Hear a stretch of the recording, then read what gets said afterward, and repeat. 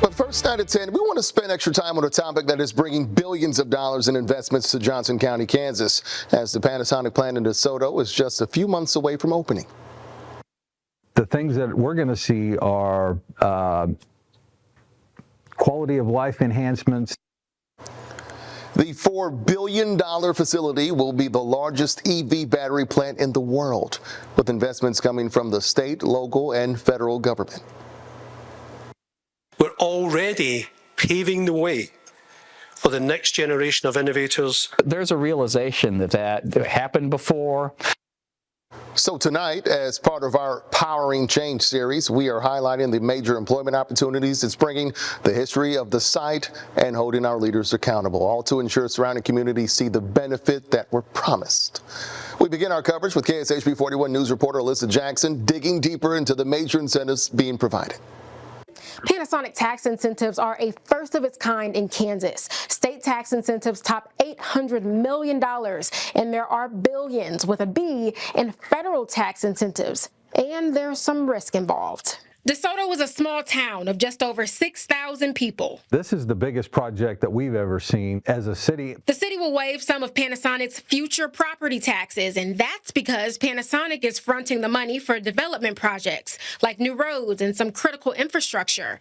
It's called tax increment financing, or TIF. Through the TIF, or that whole process, what we're foregoing over the 20 years is roughly $40 million in property tax. At the end of the initial construction, we're going to have $248 million worth of infrastructure that's brought to us all at one time and complete. And because of Panasonic moving in, DeSoto's mayor, Rick Walker, said property taxes for everyone else will drop by a third. Quality of life enhancements, the ability to provide projects and provide all those while maintaining a low property tax burden on the citizens of DeSoto. Panasonic must employ at least 2,500 full-time positions for the local incentives. There's also $829 million in state tax incentives on the table. That's based on the company's investments and hired workers. The state expects at least 4,000 planned jobs. Because it's not quite a regular deal. Greg Leroy researches tax incentive deals for the nonprofit Good Jobs First.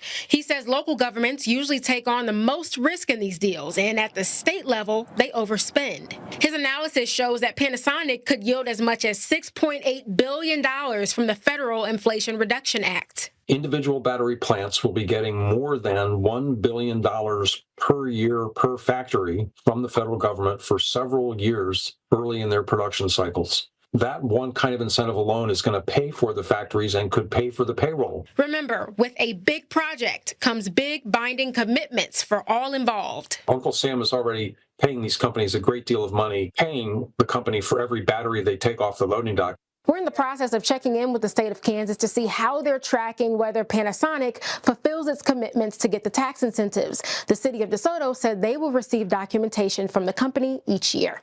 In the newsroom, Alyssa Jackson, KSHB 41 News.